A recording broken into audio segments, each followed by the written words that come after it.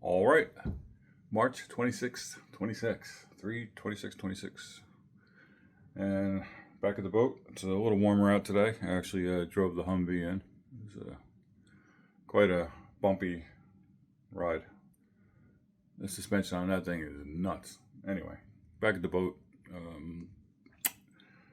I did a little testing. Hold on. Before I was scraping the floor right there. Came out better than expected. It was like that. Just getting the decades of gunk cleaned up as best I can with scraping or mechanical ways. I don't want to just spray bilge cleaner in here and have the boat soaking with bilge cleaner, and because everything's dry. The boat's been out of the water for over a decade, so it's nice and dry. I want to keep it that way as much as possible. But anyway, today I'm going to continue working on this electrical system, get this thing out of here. It's a little old and wonky. And let me flip this thing around, and you'll see that the plywood, the half-inch plywood, looks like mahogany plywood, is actually the panel. Check it out. Check it out without busting my ass. Look at that. I mean, hey, if it works, it works. That's all going today. All that whole trunk line to the front of the boat's going. I'm going to see if I can disconnect the generator as much as possible. But primarily going to work on this today. So, yeah, I just drilled holes through the plywood and just ran them up. I mean, it's clean, it's neat, it's tagged, it's cool. It's a freshwater boat, obviously, or else everything in here would be green and corroded. And I guess that was an extra hot. Why not? Another panel, maybe. But everything in here is dead. It's been dead for a long time. I'm gonna take this down and let me widen this up a little bit. Here we go. I'm gonna take this down. I might save a trinket or two. I'm not sure. But all of this is gonna go. And I'm actually gonna see if I can take the backing off. I can find out how it's screwed on somehow. And it was a shelf here.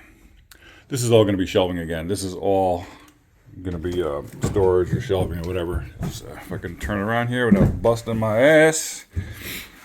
Everything's going up there. The whole distribution panel, everything is going up there.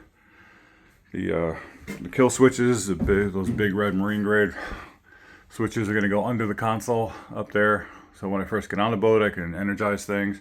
But I want the whole panel up here, so when I'm standing up here, I could just access this. I'm pushing 60. By the time this boat's in the water, I'm using it, and hopefully I'll be about 60. And I'm not really going to want to be laying down on here, trying to turn things on and whatnot. Everything's going to be up here, so I could just stand here, flick switches, and be done with it.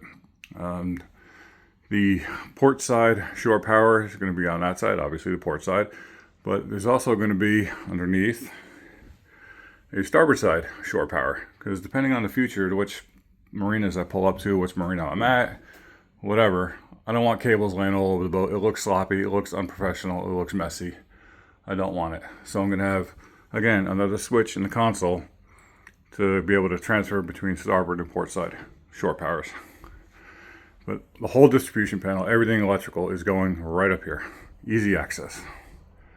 Easy access. I'm going to probably build a nice mahogany box off the wall, and that's going to house everything. I mean, look how deep this one was, like 8 inches with all this antiquated shit.